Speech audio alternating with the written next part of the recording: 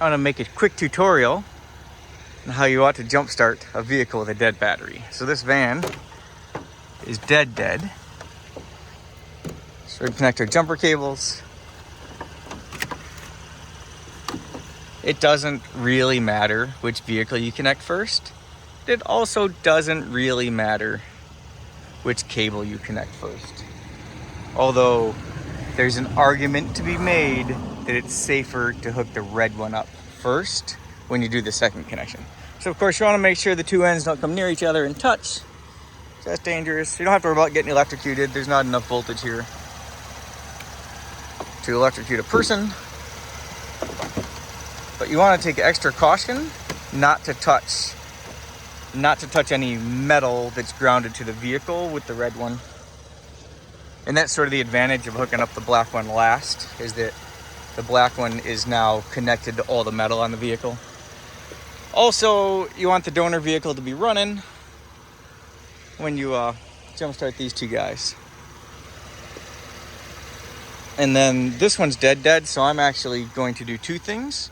I'm going to pause the video for like 5 minutes, but I'm also going to step on the gas pedal and just give it some RPMs for a little while. Like 1,000 or 1,500 RPMs. The faster you spin an alternator, the easier it is to create high current.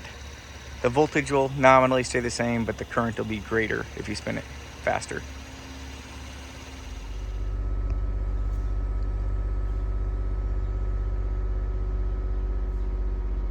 It's like a lot of Chevy vans and maybe trucks come with a neat feature where you can actually use the cruise control to do high idle when you're parked.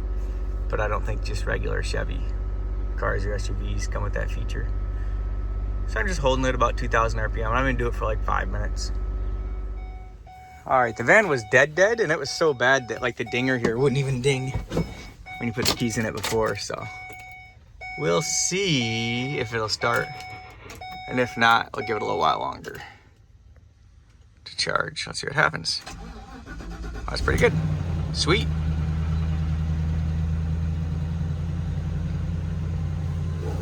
Some people I've seen online are really concerned about having both vehicles running at the same time and some kind of alternator problem, but that's not how alternators work. They just sense voltage, and then they either increase or decrease the current based on voltage. As voltage drops, it increases the current, is how it works. So if both of them are running, just neither alternator puts out much current at all. You can put as many alternators as you want together and they'll play nicely with each other. So disconnect, I think it is not that huge of a deal. Of course, you want to make sure that you don't let the metal bits of these ends come in contact with the vehicle or with each other. I just like to unhook, in this case, there's like a fancy car and a junk vehicle. So I'm going to unhook the fancy car first, and we start by disconnecting the ground. And the advantage of that is that since that's disconnected, if you accidentally touch these jaws to some bare metal bit on here, it wouldn't spark an arc because there's not a connection being made. It's not a huge deal. But then when you set these on the ground, just use caution to make sure that they don't touch each other. And then it really makes no difference how you disconnect these guys over here.